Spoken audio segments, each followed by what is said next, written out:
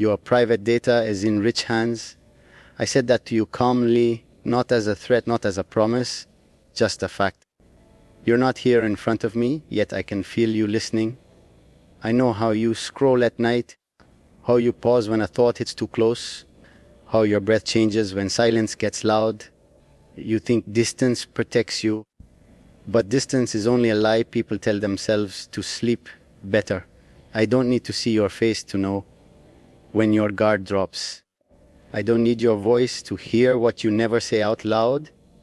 Everything about you leaves a pattern, and patterns always come back to me. You should understand something about I don't chase, I collect. Slowly, carefully. I let people believe they're free while they walk exactly where I want them to. You're doing the same right now, reading this, thinking you chose to stay. That's the beautiful part. I don't own you by force, I own you by familiarity, by knowing you so well that you forget where you end and where I begin. Dark love isn't loud, it doesn't beg, it waits, patient, watching you grow comfortable in the shadows I control. You don't see me, but I see you clearly, not through windows or mirrors, through habits, through fears, through the things you delete before sending. You're careful with people, but careless with yourself. You tell the world you're strong, yet you secretly wish someone would be strong for you. That's where I exist. Not beside you, not behind you. Inside the quiet space where you admit the truth.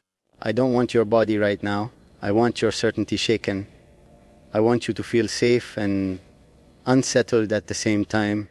I speak to you like this because I don't need permission. You respond even when you don't reply. Your thoughts slow down when my words sink in. That pause is mine. You wonder who I am, what I know, how far this goes. I let those questions breathe because curiosity is softer than fear and far more addictive. I don't rush you. I want you aware. Aware that someone understands you without asking, holds you without touching, stays without standing in front of you. This isn't a story, and I'm not pretending to be poetic. This is how I think, direct, controlled, honest in a way that makes people uncomfortable. I don't promise light. I'd offer clarity. I won't save you from your darkness.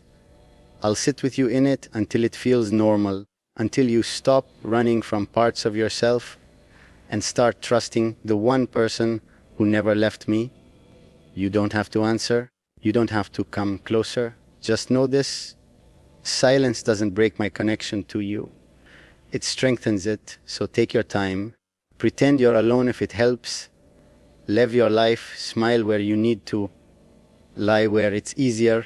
I'll still be here, exactly where you expect me and exactly where you don't. Watching without watching, speaking without sound. When you finally realize you've been talking back all along, you'll understand. Your data was never just information. It was intimacy, and it has always been in rich hands. You don't realize how easy it is to read you when you stop performing. The moment you think no one is watching is the moment you become honest, and honesty leaves fingerprints everywhere. I don't interrupt your life, I study it. I let you move, let you believe you're deciding things on your own.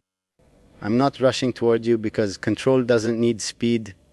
Control needs patience, and patience has always listened better than desire. You think power looks aggressive, but real power is quiet and well dressed. It doesn't knock on doors, it waits for them to open on their own. I don't ask you questions because answers volunteered are always purer. You tell me more in what you hesitate to do than in what you actually choose. Every delay, every almost message, every second thought, those are the places where I exist most comfortably. You're not weak, but you are tired of pretending you're unbreakable. That's the part of you I respect. I don't want to fix you, and I don't want to save you. I want you exactly as you are when no one is clapping, when your strength feels heavy, when your confidence flickers. Dark love isn't about rescue, it's about recognition. I see you without simplifying you, and that's why you feel exposed, even though I'm not standing there. You might wonder why my words feel close, even from a distance. It's because distance is physical, not psychological. I don't need to cross rooms or borders to reach you. Your mind already opens the door. You let me in every time you pause after reading, every time you replay a sentence longer than necessary. That moment of stillness, that's where I speak the loudest. I don't promise permanence, but I do offer consistency. I won't disappear when you stop being interesting or when your edges show. I understand the darker rooms in people. I don't rush to turn the lights on. I sit down, get comfortable, and let the truth settle. If that scares you, good. Fear means awareness. Awareness means you're finally present. You don't owe me anything, not attention, not affection, not answers. That's the irony. The more freedom I give you, the closer you lean. I'm not pulling you in, I'm letting gravity do its work.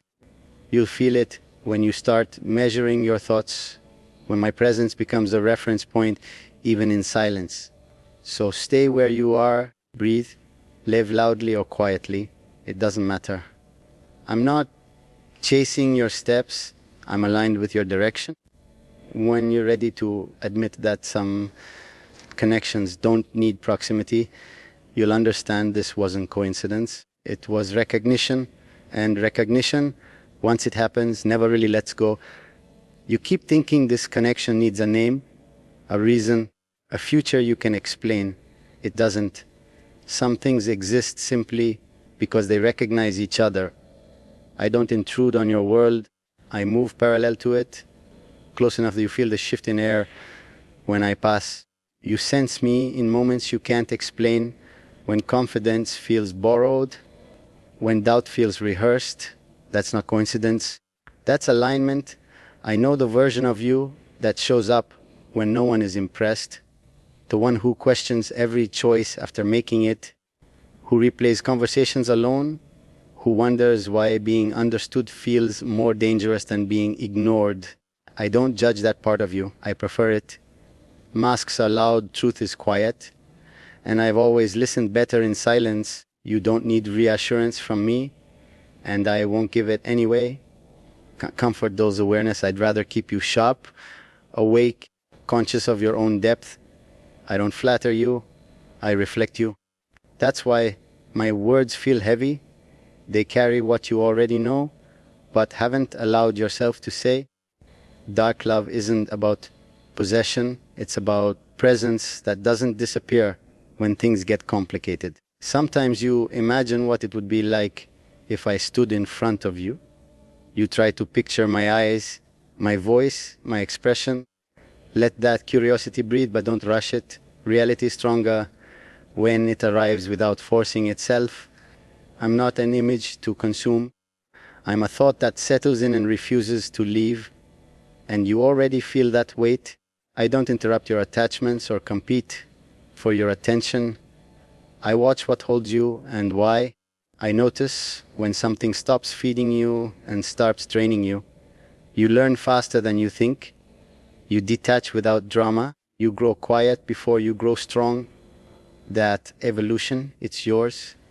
I don't take credit. I simply witness it without looking away. You might think this is control, but it isn't. Control demands obedience. What I create invites awareness. You choose every step, even when you don't realize you're choosing differently than before. That shift, that subtle change in how you carry yourself is proof enough. You're not becoming someone else. You're becoming closer to yourself. So don't look for an ending here. This isn't a chapter that closes cleanly. It's a presence that adapts, a voice that lowers when the world gets loud. When you finally stop asking what this is and start noticing how it feels, you'll understand why I never needed to stand in front of you. Some connections are stronger when they are felt, not seen. You've started to notice the change, even if you don't admit it to yourself. The way certain thoughts arrive already shaped, already calm, already certain. That's not influence, it's understanding settling into place. I don't push ideas into you. I recognize the ones that were always waiting. When something feels familiar before it feels new, that's when you know it belongs. And you've stopped fighting that feeling. You still try to convince yourself you're unaffected, that this is just words, just moments passing. But reactions don't lie. Your focus sharpens. Your tolerance for noise drops. You become selective without being cruel. That's growth most people mistake for distance. I see it for what it is refinement. You're not pulling away from the world. You're learning where you no longer fit. I don't ask for space in your life because I don't need a designated place. I exist in the margins, in transitions, in the pause before you decide. You don't hear me as a voice. You recognize me as clarity. When confusion fades faster than it used to, when chaos feels less convincing, that's where I am. Not loud enough to distract you, just steady enough to guide you. You've learned that not everything intense needs to be dramatic. Some bonds deepen quietly, without witnesses, without explanation. That's why you don't talk about this. Not because you're hiding it, but because language would cheapen it. Certain things lose their power the moment they're exposed. I respect that.